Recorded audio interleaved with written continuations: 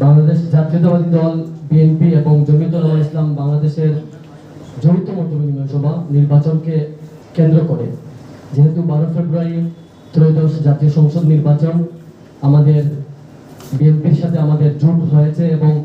যে কয়টি আসনে আমাদের প্রার্থী রয়েছেন, আমরা কিভাবে আমাদের খেজুর গাছের বিজয় নিশ্চিত করব এবং যেখানে খেজুর গাছের প্রার্থী নেই সেখানে আমরা কিভাবে ধানের শীষের বিজয় আমরা নিশ্চিত করব, এই একটা প্ল্যান এবং টিম ওয়ার্ক যদি আমরা কাজ করি তাহলে ইনশাআল্লাহ সফলতা আমাদের ধরা দেবে। কারণ ইতিমধ্যে যখনই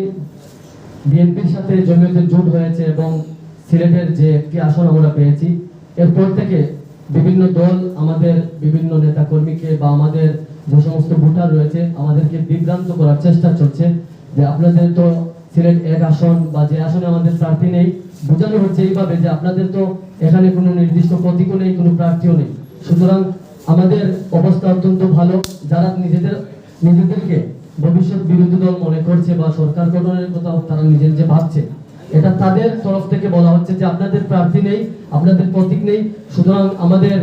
এই প্রার্থীকে যদি আপনারা ভোট দেন তাহলে মনে করলাম যে এটা ইসলামী একটা বাক্সে ভোটটা যাবে।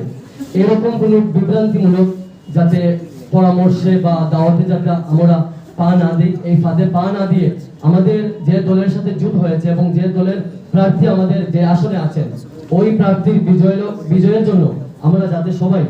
মাথা বেঁধে এবং ঝাঁপিয়ে পড়ি নিঃস্বার্থভাবে, ইনশাআল্লাহ বিজয় আমাদের দোয়া দেবে।